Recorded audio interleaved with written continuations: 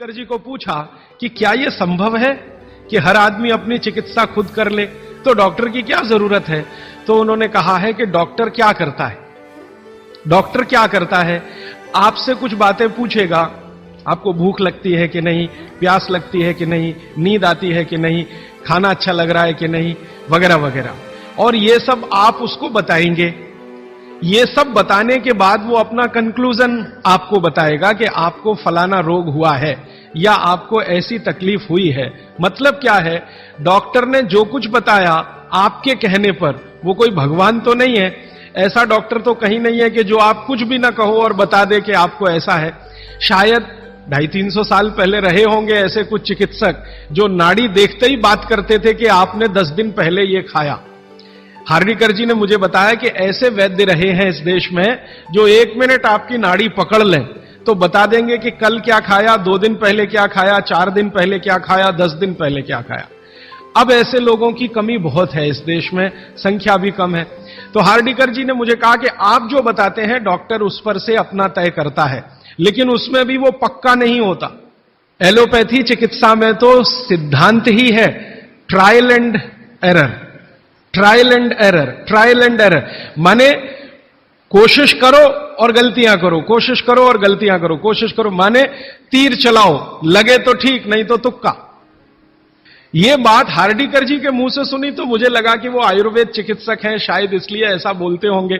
फिर मैंने ये बात कंफर्म करने के लिए एलोपैथी के कई बड़े डॉक्टरों से बात की, बहुत बड़े बड़े डॉक्टरों से बात की, दिल्ली में, मुंबई में।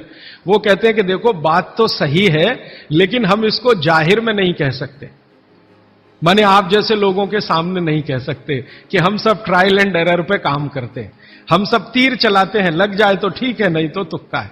माने आपका जो इलाज किया जाता है वो एक कुछ एजम्पशंस के आधार पर है, कंफर्म कुछ भी नहीं है उसमें।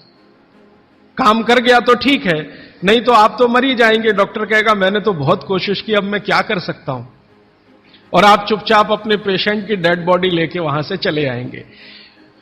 मैं आपको एक बहुत गंभीर बात कहना चाहता हूं। हिंदुस्तान के एलोपैथी चिकित्सा के शीर्षस्थ डॉक्टर जो इस देश में हैं, उनकी एक संस्था है।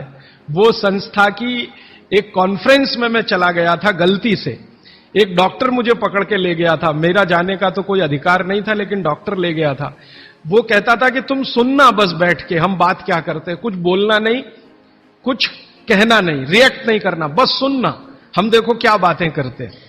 तो उस कॉन्फ्रेंस में 3 दिन में बैठा रहा दिल्ली में। जो बातें होती हैं वो आपको सुना दी जाएं तो आप किसी भी एलोपैथी चिकित्सक के पास नहीं जाएंगे। वो बिल्कुल इस तरह से बातें करते हैं जैसे कोई कसाई बकरे को काटने से पहले बात करता है। ऐसी स्थिति इस देश में आ गई है। फिर 3 दिन सुनने के बाद मैं परेशान हो गया, तो मैंने वो डॉक्टर से कहा मैं जाना चाहता हूं। उसने कहा अब तुम समझ गए हम लोग क्या हैं। तो मैंने कहा ये आपने मुझे समझाया क्यों। तो उन्होंने कहा तुम एक काम कर सकते हो जो हम नहीं कर सकते, कि ये बातें दूसरों को समझा दो। ऐसी स्थिति है। उसमें जो सबसे गंभीर बात हुई थी वो मैं आपको एक वाक्य में कहना चाहता हूं। वो ये कहते थे सभी डॉक्टर एक दूसरे से सहमत होते हुए कि 250 वर्षों में एलोपैथी चिकित्सा ने एक ही काम किया है, दर्द से लड़ने का, बस, इसके अलावा कुछ नहीं।